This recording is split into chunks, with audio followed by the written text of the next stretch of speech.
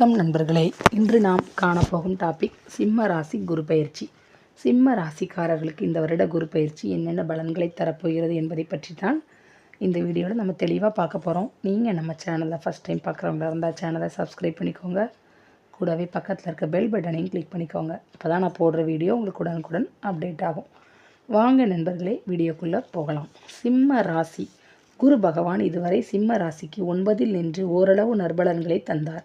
சறுக்கல்களில் இறங்காமல் கவனமாக பார்த்து கொண்டார். ராகு கேதுவால் முழு நன்மை செய்ய முடியாமல் தவித்தார். நல்ல வாய்ப்புகள் இருந்தும் அதை முழுதாய் அனுபவிக்க விடாமல் தடுத்தார் என்பதே நிதர்சனமான உண்மை.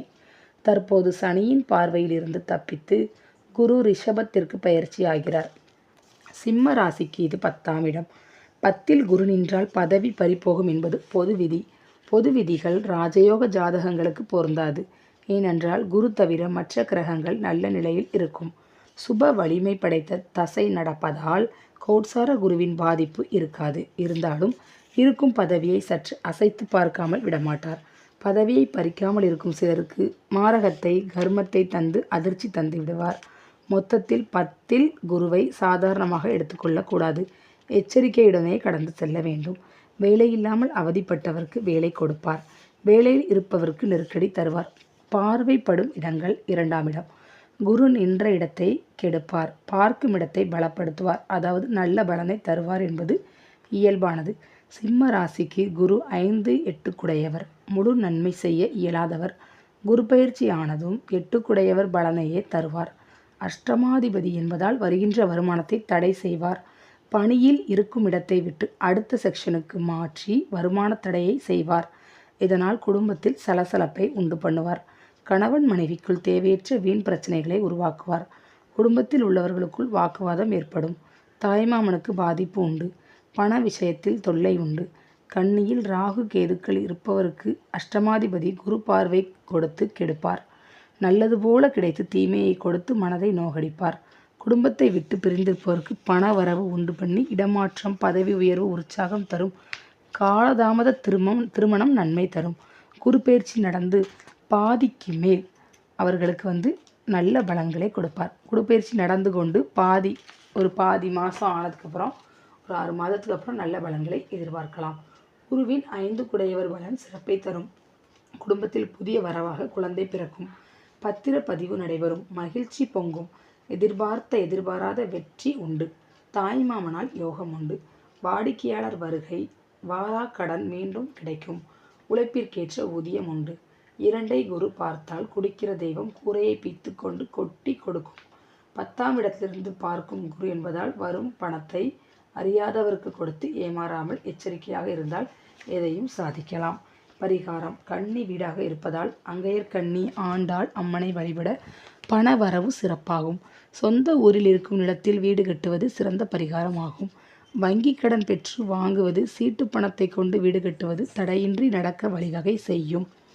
மீனாட்சி அம்மன் கோவில் சென்று பச்சை பட்டாணி சாற்றுவது பண வரவை பெருக்கும்.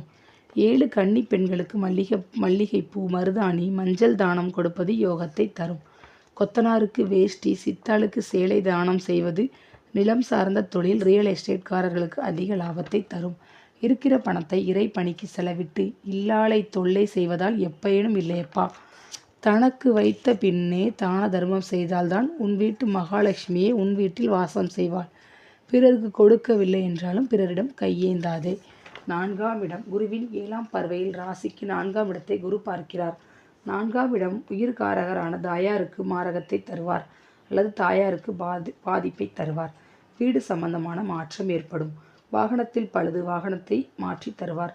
பூர்வீக இடம் வீடு சார்ந்த மாற்றம் ஏற்படுத்தும். யோகமான காலமாக இருக்கும். சுக போகங்கள் கிடைக்கும். தாயார் நன்றாக இருந்தால் பொருள் அழிவு ஏற்படும். அஷ்டமாதிபதி குரு 4ஆம் இடத்தை பார்ப்பது வீடு வாகன சுகத்தை கெடுப்பார்.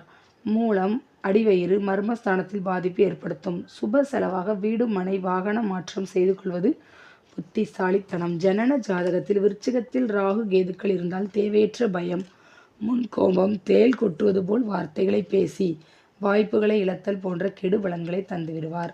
விஷக்கடி, தற்கொலை எண்ணம் தோன்றும். சுற்றி இருப்போரிடம் வெறுப்பை காட்டுவது, உறவினர்களை பகைத்து கொள்வது, நேர்மையற்ற பேச்சு, கெடுதல்காரர்களுக்கு துணை போகுதல் போன்ற காரியங்களில் ஈடுபடுவார்கள்.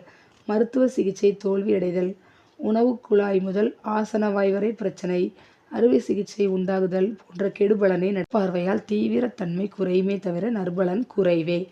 4ஆம் இடத்தை குரு பார்க்க நாற்காலி யோகம் நாடி வரும். நண்பர்கள் துணை நிற்க நாம் நினைத்ததெல்லாம் கைகூடும். பரிகாரம்: சிம்ம ராசிக்கு அஷ்டமாதிபதி குருவின் கெடுபலன் குறைய சிம்ம வாகனத்தில் வீற்றிருக்கும் அம்மனை வழிபடுதல் அவசியம். அம்மனுக்கு செவ்வாடை அணிவித்து 8 செவ்வாய்க்கிழமை நரசிம்மரை தொடர்ந்து வழிபட அவசொல் கடன் தொல்லை நீங்கும். தினம் சூரிய நமஸ்காரம் செய்வது காரிய தடையை போக்கும். உறவினர்களில் ஏழை குழந்தைகளை தத்தெடுப்பது, கல்வி செலவை ஏற்றுக்கொள்வது சிறந்த யோகத்தை தரும்.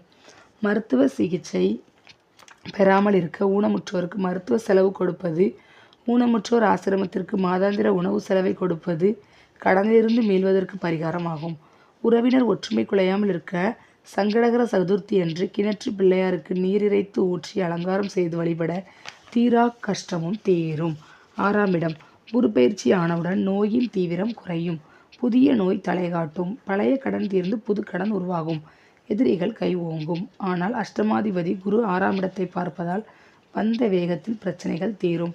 சின்ன சின்ன பிரச்சனைகள் மன உளைச்சலை தரும். முழங்கால் வலியை கவனிக்காமல் விட்டால் அறுவை சிகிச்சை வரை வந்து விடும். எதிலும் கவனம், நிதானம் தேவை. மாமியாருக்கு கண்டம் கஷ்டத்தை ஏற்படுத்தும். மாமியாருடன் மனக்கசப்பு, விதண்டாவாத பேச்சு தொல்லை தரும். மாமியாரிடம் கவனமாக இருக்க வேண்டும். எதற்கும் அஞ்சாமல் செயல்பட வேண்டிய காலம் இது. மகரத்தில் ராகு கேது இருப்பவர்கள் கூடுதல் கவனம் தேவை. ராசிக்கு பாதக கிரகம் பாவ கிரகங்கள் இருந்தால் கேதுவின் பார்வையால் இழப்புகளை சந்திக்க நேரும். காவல் நிலையம், கோர்ட், கட்ட பஞ்சாயத்து வரை செல்ல நேரும். 6ஆம் இடத்தை குரு பார்க்க நோய் தீரும், கடன் ஒழியும், எதிரி அழிவான். அஷ்டமாதிபதி குரு கெட்டவனாகி கெட்டே ராஜயோகத்தை செய்வான். பரிகாரம்: 6ஆம் இடத்தை குரு பார்ப்பதால் நதிக்கரைக்கு சென்று முழங்கால் நனைய நின்று முன்னோர்களுக்கு தர்ப்பணம் செய்ய வேண்டும். அருகம்புல் மாலை வாங்கி ஆற்றோர விநாயகருக்கு சாற்றி விடியும் வரை அர்ச்சனை செய்ய விடியா கஷ்டமும் விடிந்ததும் தீரும். கோவிலில் இருக்கும் பூ பண்டாரம் ஐவருக்கு அன்னதானம் செய்வது நடக்காத காரியத்தையும் நடத்தி காட்டுவார். 10 சனிக்கிழமை யானைக்கு வாழைப்பழம் கொடுத்து ஆசீர்வாதம் வாங்கினால் நினைத்த காரியம் வெற்றி பெறும். வீட்டில் மூத்தவருக்கு உரிய விசேஷம் நடத்தி மரியாதை தருவது தலைமுறையை தலைக்க வைக்கும். 10ஆம் இடம் தொழில் ஸ்தானம் என்பதால் தொழில் செய்யும் இடத்தில் கணபதி ஹோமம் நடத்துவது நன்மையை தரும். ஓகே ஃப்ரெண்ட்ஸ், உங்களுக்கு இந்த டாபிக் பிடிச்சிருந்துச்சுன்னா கண்டிப்பாக லைக் பண்ணுங்கள், ஷேர் பண்ணுங்கள், கமெண்ட் பண்ணுங்கள். Thank you friends.